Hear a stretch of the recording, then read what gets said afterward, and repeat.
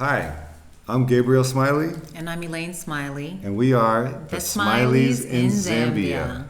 So, welcome back. We have another episode today. We are going to walk through the steps after we decided we were accepting the position and moving. Yep. All the things we had to do to actually move our family from Beacon, New York to Lusaka.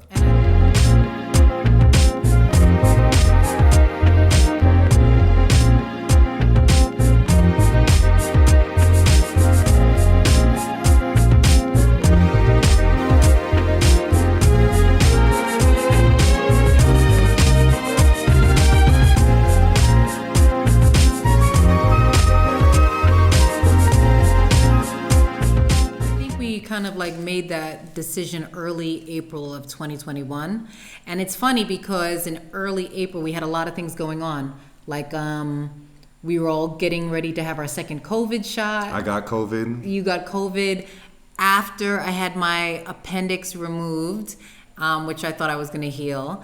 And then all of a sudden we had to be packed up within 5 months, more or less. So we accepted the offer in April with a lot of stuff going on. Definitely. And we had to move by August. August 1. If you have a life, I'm sure you got tons of stuff. You got clubs. We have a big house. No, in everybody Beacon. can relate. There's a lot of Yeah. things. Your life is just running, and you have to somehow pack up that life, Yeah. and get ready to start a new life. Exactly. So we're going to talk about kind of what it entailed. Yeah, so more or less we really needed to kind of figure out what we're going to do with our home. Right. And when you live somewhere for more than 2 or 3 years, you know, you have so many things, so many stuff. And we really wanted to make sure that we weren't spending money on storage. So there were a lot of things that we gave away. There was a lot of things that we sold, but there were a lot of things that we decided to store in our basement. Right. So we have a big basement, and we said instead of paying storage, the things that we want to hold on to come back to, let's just be efficient and pack them up. So I started that process soon after.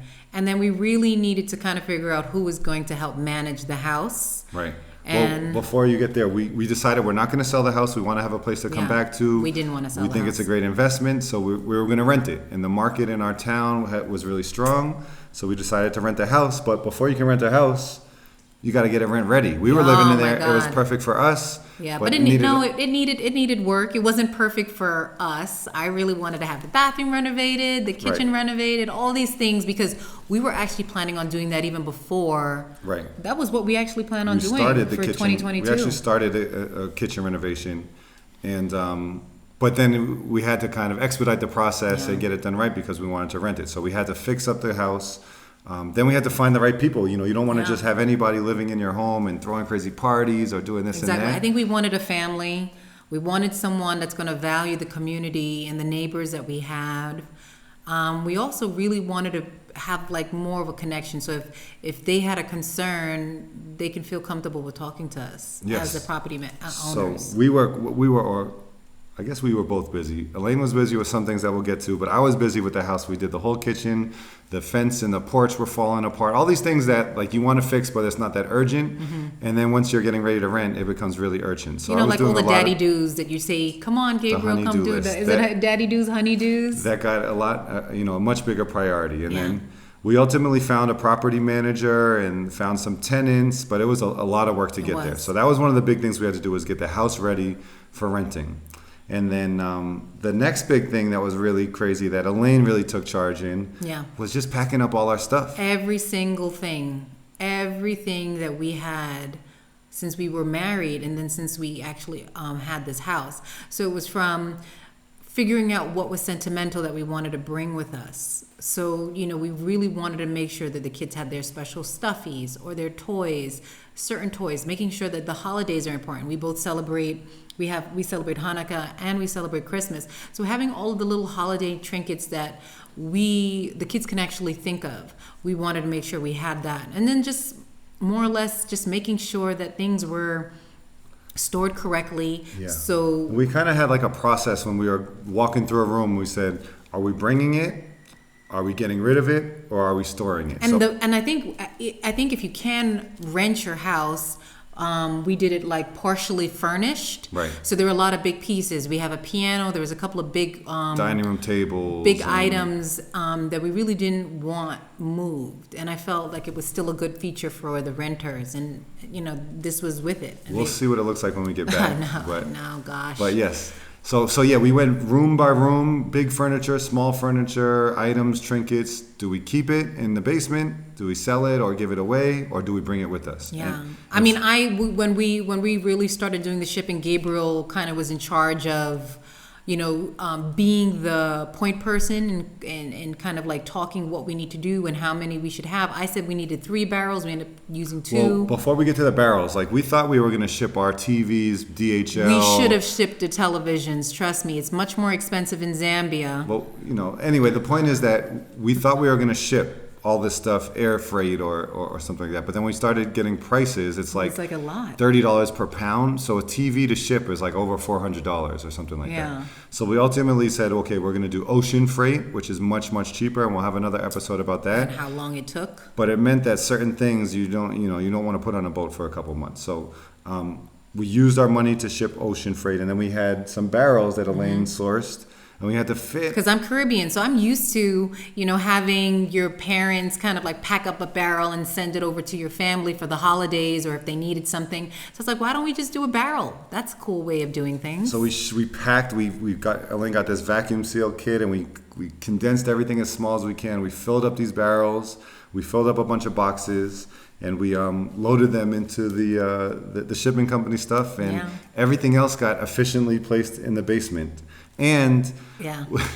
the room that had the most space in our basement happens to be right under the kitchen. Yes. And the first week that we arrived in Zambia, they said, oh my God, the dishwasher, which is brand new, somehow a hose was disconnected and it just leaked water right above our stuff. So we actually haven't seen what our storage looks like. And no one has taken a picture of it. And we're a little concerned. I am concerned because we had a lot of paintings. We have There's a lot of stuff just a lot of things that possibly could be destroyed or mold. So we really don't know We'll see. what's going to happen when we get back. I think that's the risk of doing basement storage versus storage, professional storage, because that's what happens, So we'll see what it looks like. Hopefully, it's not that bad.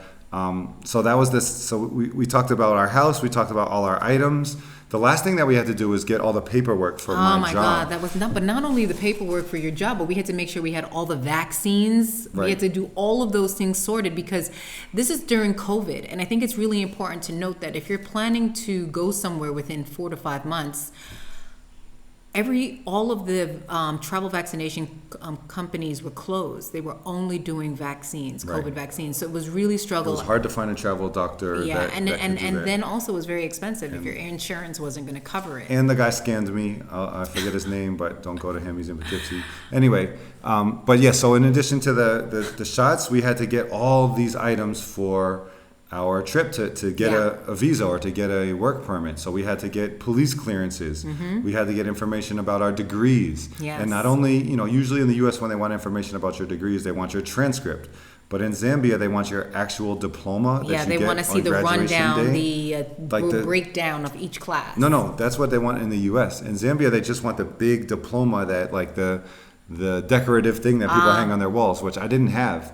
And they take like 6 weeks to order them Yeah, I remember online. that. And then I was like, we should order mine because I wasn't going to have a job coming in, so She would have need to get that too. So we sorted all of that out for myself as well, just in case, to find something when we come out here. And then we needed new passports. We needed passport photos. We needed passports for the children to make sure everything was sorted with them.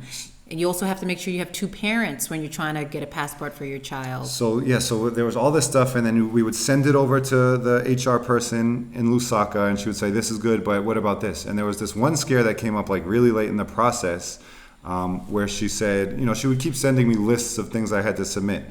And on one of the lists, it said like your licensing permit.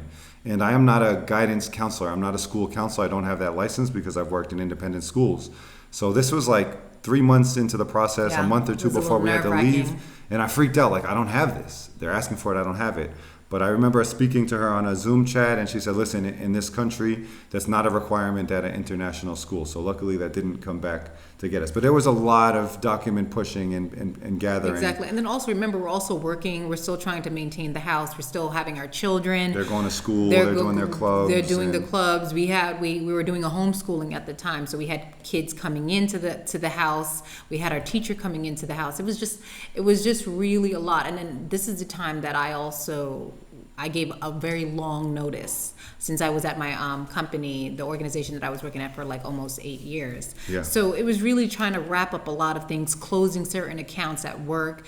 And we had, in our kitchen, we would have a painted board. I'll try to put a picture on here of the board that had all the to-do lists. And we would cross out every time we would do something, especially selling the cars. Yes. So that was like one of the last things we did, because we needed cars to get around, to live our life, but we also needed the money from those cars to start our life over here. Yeah. And we didn't know exactly how to do, so we ultimately went to CarMax, which proved to be really, really easy, except the time that I went and I forgot one of the documents and I had to come back. That was so frustrating. So it's like 45 to an hour from our house, and I got there and then I forgot I forget what it was, registration note or something. Then I had to come back and go back And his again. wife said, I think you should take this. And he was like, I don't think so. They just said this. So, Yeah, so I that really happened. made sure Elaine that was I was right. But we sold both cars to CarMax. We got pretty good prices, and we used that money to kind of get started over here. We used that money to buy a car on this side. And also kind of help with getting our dog here. But Right. that's definitely another. That's another episode. The cost of the dog, we definitely needed that money, and we'll talk a little bit more about that at another time. But those are all the things that we had to do in a very, very short time span to get ready to leave and relocate to Lusaka. And now we're here and we're happy and we're glad that we got it done within 5 months from, just the wrapping up of making sure the house is secure, making sure we had someone as a property manager, making sure our packing and our shipment was sent on time so we can actually get it within the time frame that we wanted, and just more or less doing all the paperwork to even physically get here. So that's the story. It's been a journey. Yes, but here we are. We'll see you soon. Okay, Lusaka out.